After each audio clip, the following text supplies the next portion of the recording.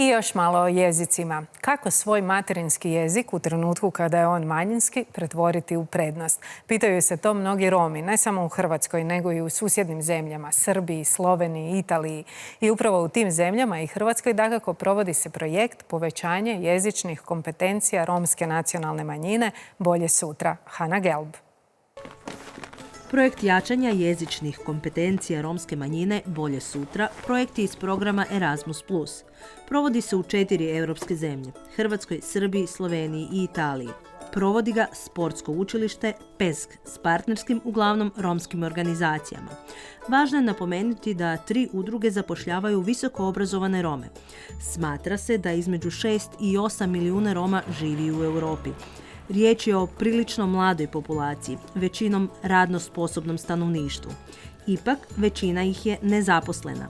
Jedan od razloga je i jezik. Cilj projekta, glavni cilj, je inovativna jezična web platforma koja će ponuditi na romskim jezicima sadržaj, a to je na romani Čib, Ljimba de Bjaš i Sinti, i zatim na jezicima zemalja partnera, talijanski, slovenski, srpski i hrvatski. I kako bi se dala ta još jedna dimenzija, evropska i rasprostranjenost, bit će prijevodi na engleskom jeziku. Upravo su završena istraživanja na terenu koja su proveli pridruženi partneri putem online, ali i osobnog ispunjavanja anketnih upitnika, ondje gdje nije bilo moguće napraviti anketu putem interneta. U Osječko-baranjskoj županiji, ograničeni epidemiološkim mjerama, uspjeli su provesti upitnik sa 62 osobe. Već u samom startu smo vidjeli da su žene na neki način romkinje u startu diskriminirane naspram svojih, da ne kažem, muževa, roditelja ili braća, tako da smo imali dosta njih koji su odradili sa mladima, koji su na neki način završavali srednju školu, ali nažalost nisu dobili posao, pa ćemo kroz daljnje aktivnosti se fokusirati na njihovu dodatnu edukaciju kroz projekt. U Italiji je situacija potpuno drukčija. Naime, ondje živi 4 međusobno odvojene skupine Roma. Romi Italijani i Sinti, koji su na teritoriju Italije već 600 godina.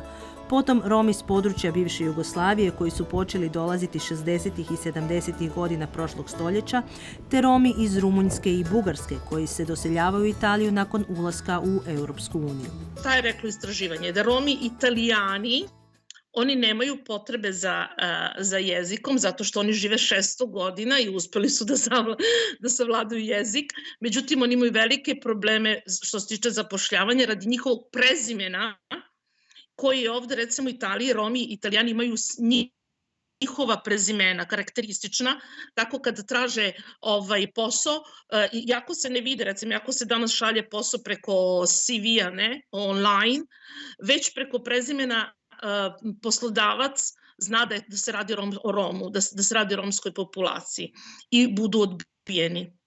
Što se tiče Sinta, ista je situacija, oni su znači od uvek ovde, također nemaju potrebe za jezikom, ali imaju drugačije diskriminativne velike probleme.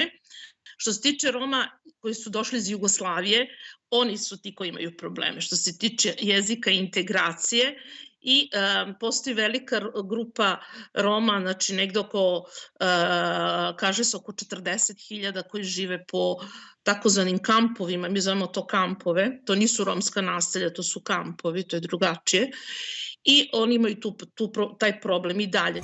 Porazna je činjenica da je tek od 1982. Romima, Talijanima i Sintima dopušteno da pohađaju školu zajedno s drugom djecom.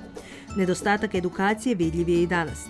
A čak i danas ne mogu se pohvaliti državnim mjerama, programima i nacionalnim strategijama koje provode druge evropske zemlje. U Italiji što se tiče strategije ništa nije urađeno za ovih 10 godina, nikakve mere, nikakvi projekti i tako dalje, tako da bilo koja inovativnost za njih je dobro. Duško Kostić na vlastitom primjeru pokazuje koliko je obrazovanje bitno i da za njega nikad nije kasno. Evo, ja sam napokon upisao i doktorski studij u Osijeku na Fakultetu za odgojne i obrazovne znanosti u Osijeku i drago mi je da sam na neki način i jedini u Hrvatskoj koji je upisao doktorski studij i nadam se da ću biti dobar motiv za mlade Rome i Romkinje. I kako onda ova platforma može pomoći Romima nakon završetka škole? Znači, ovo je specifična web platforma koja će prevoditi ključni sadržaj za uključivanje na tržište rada na njihove jezike i na jezike zemalja primateljica gdje žive, a uz to će imati i pojmovnik, tako da će oni moći pratiti. Ako neku riječ ne razumiju, moći će otići u taj pojmovnik koji će biti po modulima i onda pogledati tamo njeno značenje. Također će recimo sa njima snimiti kratki konverzacijski videi sa uputama. Snimit će im se osim konverzacijskih videa, recimo kako napisati životopis u Europesu.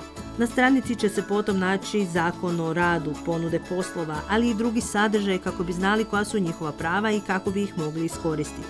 Ali najvažnije i prijevodi na jezike zemalja u kojima žive kako bi napokon mogli učiti jezik i ravnopravno sudjelovati u društvu.